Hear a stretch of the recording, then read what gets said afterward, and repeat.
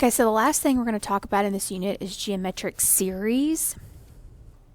So geometric series are a little bit different because they have convergent and divergent series.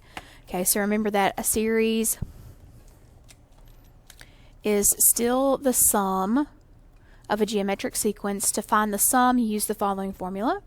So if it's a partial sum, we have S sub n is equal to a sub 1 times 1 minus r to the n over 1 minus r,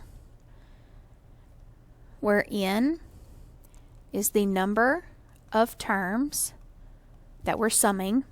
A sub 1 is still the first term, and r is the common ratio. Okay, so just like everything else to do with geometric, the formula is going to have that exponent, kind of factor in it. So be on the lookout for that. Okay. So for example, we're going to find partial sum up to the 14th term. So I'm going to write my formula over here. So I have a sub 1, 1 minus r to the n over 1 minus r. So a couple things that I need to figure out. I need to figure out how many terms I'm summing. Well, if it's the first 14 terms, then it's 14. I also need to figure out what my common ratio is. So how do I get from 4 to 20 to 100 to 500? And that is multiply by 5. So remember, ratio is a multiply. And I also need to know what my first term is, which is handy when it's listed like this because I can see the first term is 4. So then S sub 14 is equal to the first term, which is 4, times 1 minus the common ratio, 5, to the n power, which is 14, all over 1 minus the ratio of 5. So you have S sub 14. So I should have pulled up this first, but I forgot. So I want to show you, make sure you put this in the calculator. Usually students have a fine time setting the formula up, but then putting it in the calculator sort of kind of goes off the deep end. So I'm going to show you how I would type it in just to make the keystrokes easier. So the first thing I would do is I would do the 1 minus 5 to the 14th. And then that's multiplied by 4.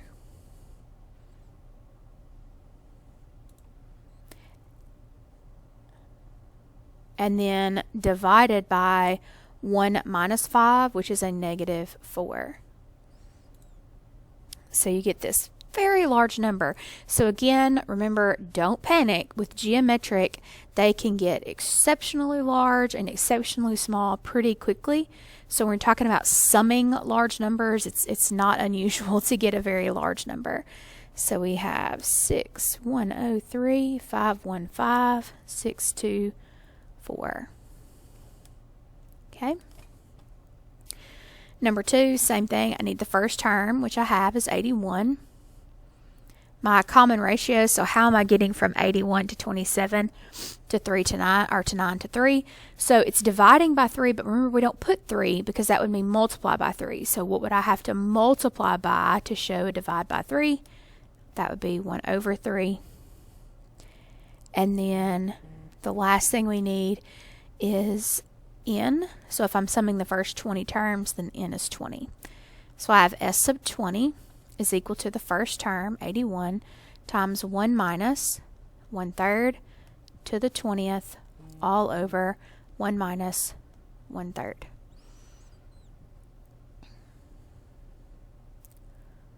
Okay, so again, it's a little tricky putting this in the calculator. It takes a lot of parentheses.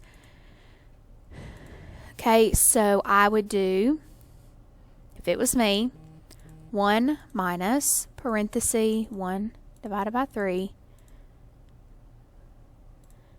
to the 20th times my 81 on top, and that's all divided by, now you want to do parentheses here because you want it to say divide by this quantity. If you don't put parentheses, it's going to divide by 1 and then subtract 1/3.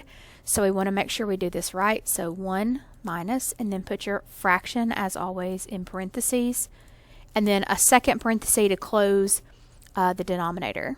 and then hit enter, and you get 121.5.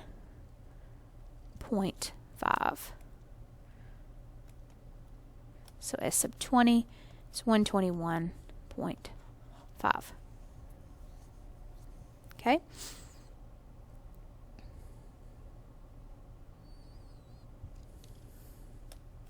So number 3 is a little different. So it gives us part of the sequence, but doesn't tell us what 6144. So it wants us to sum up to 6144, but I don't know what term number that is. I don't know what n is. So I'm going to find that by using our term formula, which is a sub 1 times r to the n minus 1. So this is what we did in a previous video. Okay, so I know the value of a sub n is 6144. I know my first term is 3. My common ratio, so how am I getting from 3 to 6 to 12 to 24? That would be multiplied by 2, so I can go ahead and put that, 2. N is what I don't know, n minus 1. Okay, so I'm going to divide by 3 on both sides. It's going to get me 2048 is equal to 2 to the n minus 1. So then when we get here, you have a couple options. You can use some trickiness with the exponent rules to try and figure this out, using quotient rule and then solve. But at the end of the day, you're still going to have to use common base method, which is something we did with logarithms a long time ago. So common base method says if I get the same base on either side of the equation, then the exponents have to be equal to each other. So obviously I'm going to use a base of 2. Okay, I just got to figure out 2 to what power is 2048, and it's 11th, which you can just figure out in the calculator, you know, 2 to the 7th, not near big enough, to 2048. Okay, just a little guess and check. So now that I have like bases, I know that their exponents have to be equal to each other, which means that n is 12. So I have r is 2, n is 12, and my first term is 3. Now I have everything for my formula.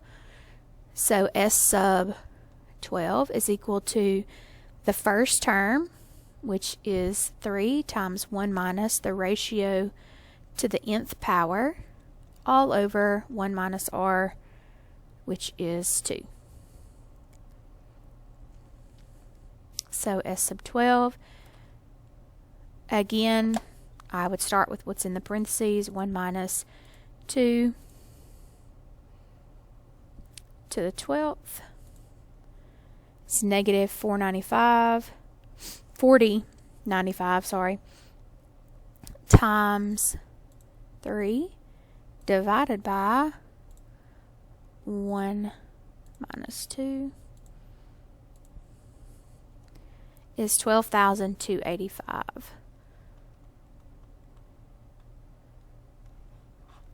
Okay.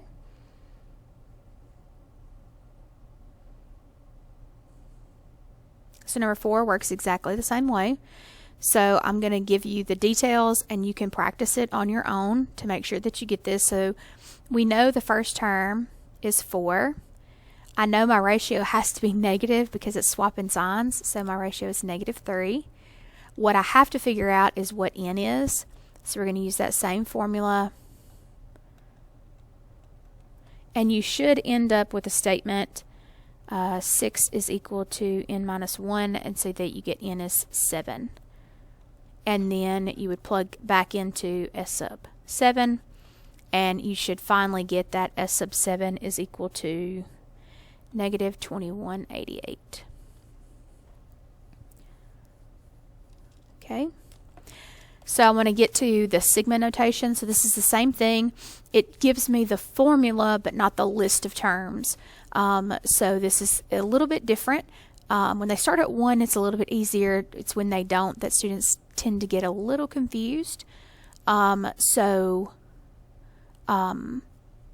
wanted to do more of the sigma notation. So number 5, remember the base is my common ratio, so that's 2. My first term will be whatever I get when I sub in what's down here. So 1 minus 1 is 0, and 2 to the 0 is 1. And in, be very careful because you want to say it's 25, which it is in this problem. It is 25, but it's only 25 because it starts at 1.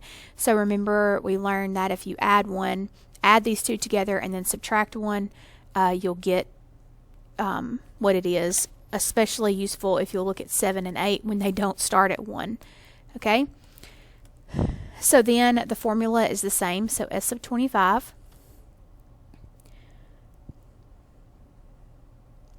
is equal to the first term times 1 minus the ratio to the nth power all over 1 minus 2, r, 1 minus r. So S sub 25, plug in the calculator.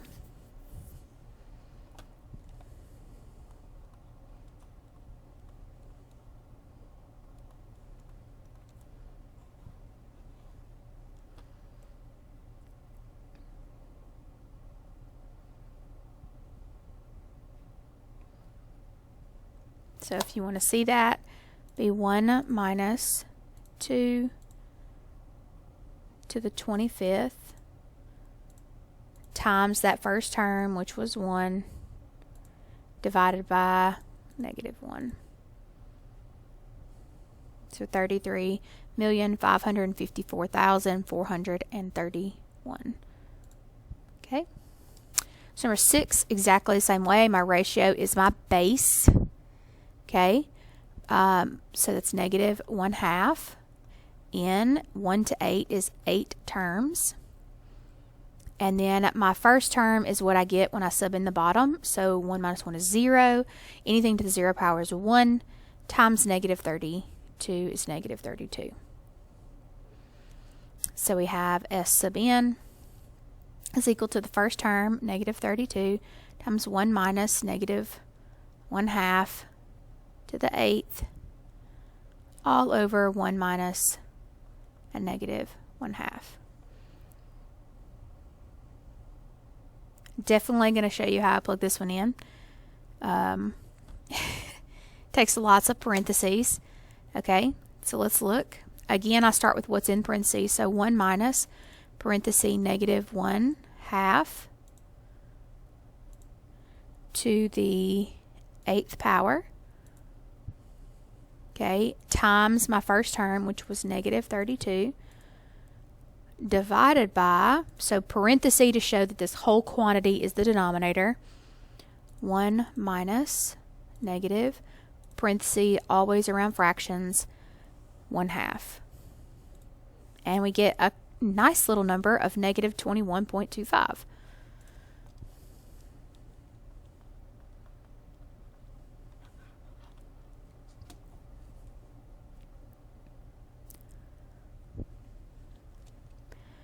Okay, so number 7. So nothing about the process really changes except how you calculate in here. So my ratio is still my base, which is negative 3. My first term is still what I get when I plug in the number at the bottom. So I have 6 minus 1 is 5. So I have negative 3 to the 5th times negative 4. So negative 3 to the 5th times, was it negative 4? Negative 4. 972. So 972. And my n. So you could count this up on your fingers. Start with 6, 7, 8, all the way to 20. Or what's easiest to do is do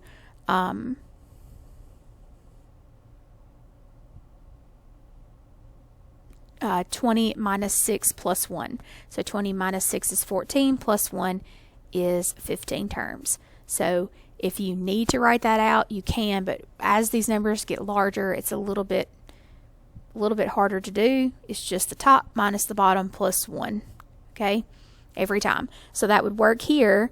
We just know this because it's 25 terms, but the top minus the bottom plus 1 is still 25. Top minus the bottom plus 1 is still 8.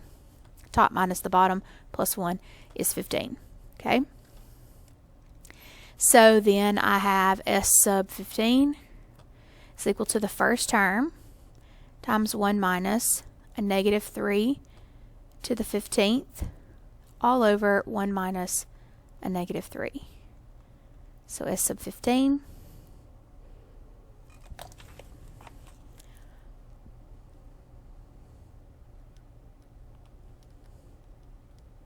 punch it in the calculator.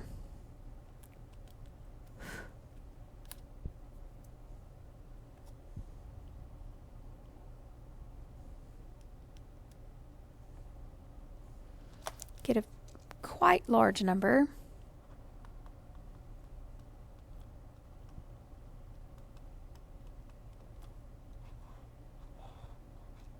Okay.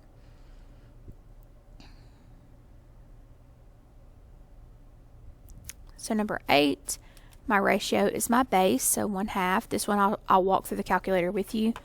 1/2. My first term is what I get when I sub in the bottom number. So 2 minus 1 is 1. Anything to the first power is itself. So then we have 81 times 1/2, which is 81 over 2. If you like working with decimals, you can do 40.5. Doesn't make any difference to me. Probably easier to type in the calculator if you use a decimal, as long as it's not not a terminating decimal. And then in the top minus the bottom plus 1, so 11 minus 2 is 9 plus 1 is 10. So 10 terms. Again, you can count this up: 2, 3, 4, 5, 6, 7, 8, 9, 10, 11 is 10 terms. Okay.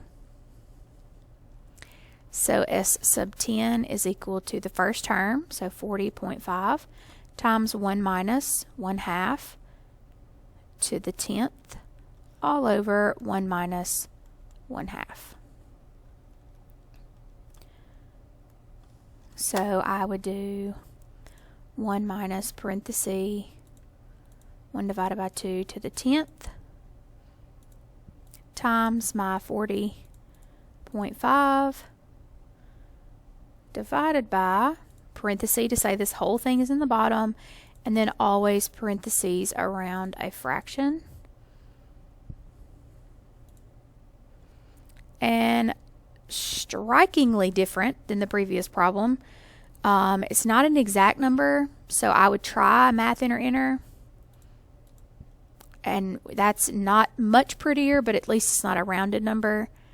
So we have 82863 over 1024. Was it 1024? Yes. Okay. So remember, up to this point, through these first 8, we've only done partial sums. We're not summing the entire series or the entire sequence.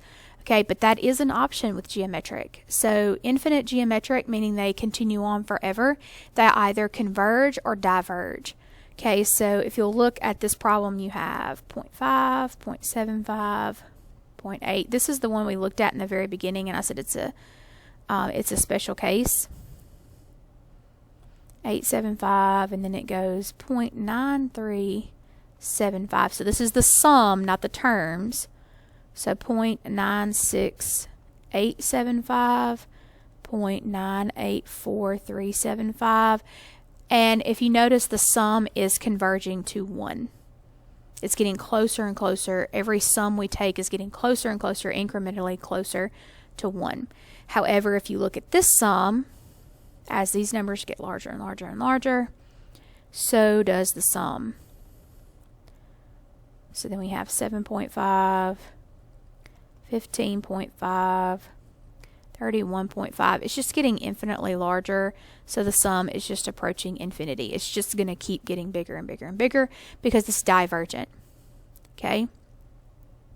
Very easy way to tell if your ratio, the absolute value of your ratio, is less than 1. Okay, we don't care if it's positive or negative.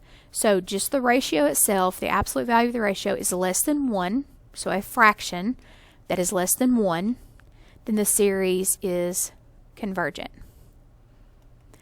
If the absolute value of r is greater than 1, then the series is divergent. Now you're going to love divergent series because all you have to do is write divergent. write the ratio and write that it's divergent. Super easy.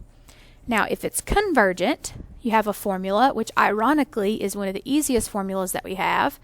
S sub n is equal to a sub 1 times 1 over 1 minus r. Weird that this would be the easiest formula, but it is what it is.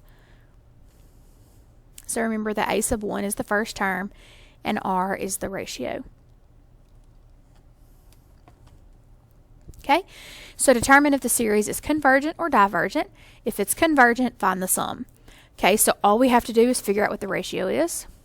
So how do I get from 1 to 1/4 to 1/16 to 1/64? I'm multiplying by 1 over 4. So that is definitely convergent because my absolute value of my ratio, the absolute value, where did we write that? Here. The absolute value of my ratio is less than 1. So 1/4 is less than 1. So this is definitely convergent. So then we just do the formula. S sub 1 is equal to the first term, which is 1, times 1 over 1 minus 1/4. So S sub n. So 1 divided by 1 minus 1 divided by 4. I'm going to math enter. And we get that it is convergent to 4 over 3. So if you added up all of the terms of that series or sequence, it would give you 4 over 3.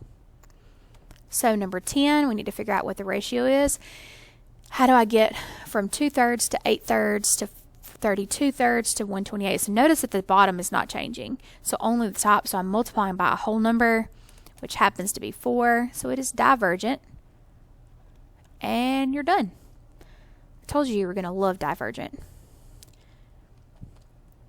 Number 11. So my ratio, if you're never sure, like with all these decimals and stuff, take your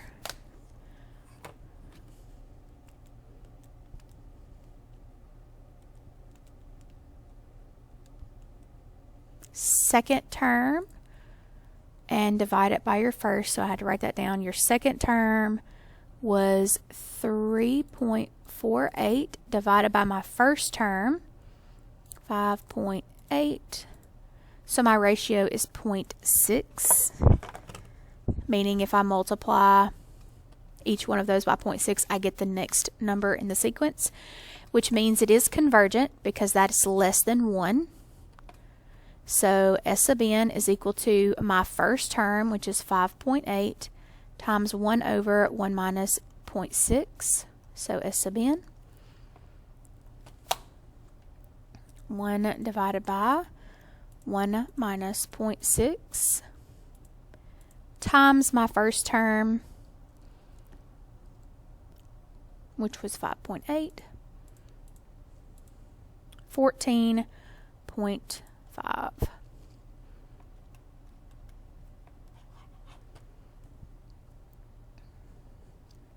Okay, so number 12, I need to figure out what my ratio is. So again, you can do 96 divided by 128. 0.75, and it is negative because I can see it's swapping signs, so negative 0.75, which means it is convergent. This has no bearing on the fact that it's negative. It's the fact that the absolute value is 0.75, which is still less than 1. So S sub n is equal to the first term, 128, times 1 over 1 minus negative 0.75. So S sub n is equal to 1 divided by 1 minus negative 0.75 times my first term, which was 128. 73 point something, so I'm going to try and math enter to get an exact answer. So 512 over 7.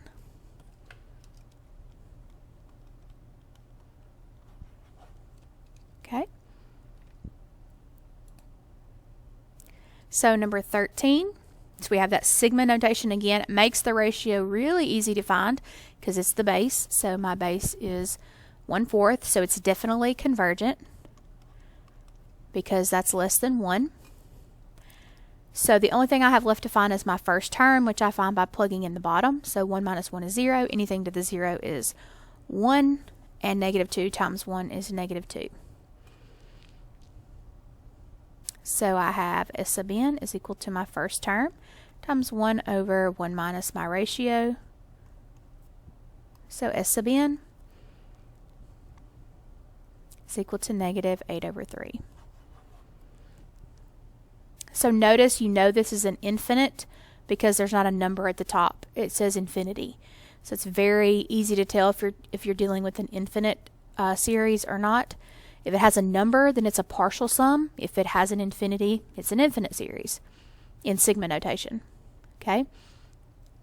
Number 14, my ratio is 0.8. So it's definitely convergent because it's less than 1.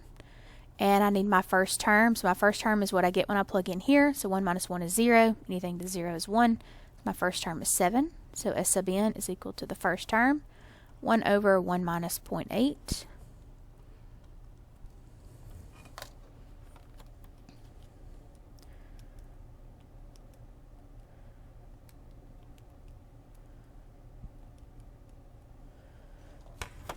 And I get 35.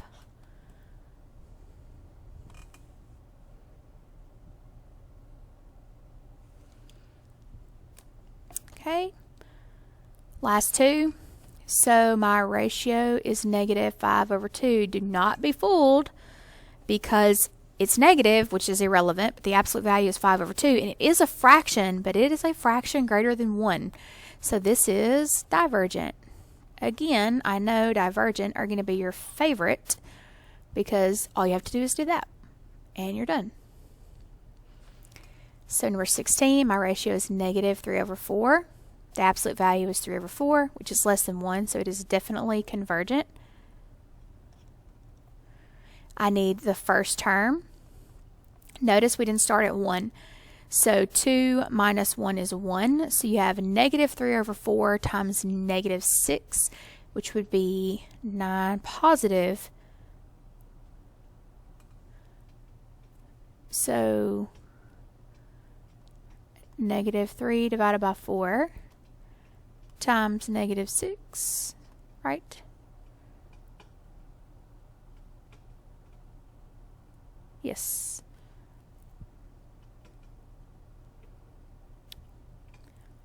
Positive 4.5. So I have S sub n is equal to my first term times 1 over 1 minus my ratio. So I have 1 divided by 1 minus negative 3 divided by 4 times my first term of 4.5.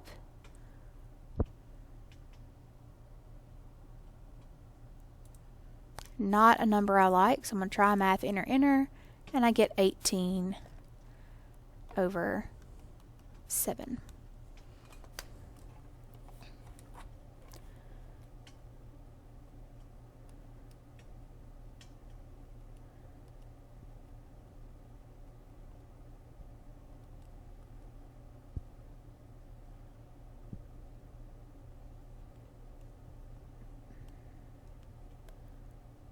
Now there is on your calculator a way to do this, but I don't think you can do infinite. No, you can't do infinite, but if you'll look under math, right here, summation, you can put in a partial sum there. I would define everything as x even if it doesn't say x in the problem. If it says n or whatever, it doesn't matter. I would define it as anything. So let's do, we'll do number 5. So it starts at 1 and goes to 25, I believe. And then you have 2 to the, and you want to use x minus 1. And it gives you the same thing. So the reason I'm showing you this is because this is pretty much an ACT skill. So if you have a sigma notation, you can do that. I'm going to do it one more time. You go to math. This is only on the TI-84 Plus or newer. It doesn't have to be the CE, but the TI-83s do not have this. And you go to summation and then do sigma, and then you use your x here just like you would plugging in like to the y equals, and just define everything in terms of x. Okay, makes it much easier. Alright, so I want you to do on page 9, I would like for you to practice. Now you're going to have the whole key, so you can do whichever ones you want, but these are the ones that kind of jump all over the map as far as each type of problem that you could possibly see. So 1, 2, 5, 6, 7, 10, 11, 13, 19, and 20, and that answer key will be posted. I also want you to look at page 10. Page 10. And do all of page 10. Of course, you can skip around, but being able to identify the difference in arithmetic and geometric is a big deal. You have to be able to do that on the ACT. And then there's a series review and then some application problems. That will also, the key for that will also be posted. So you can do that as well.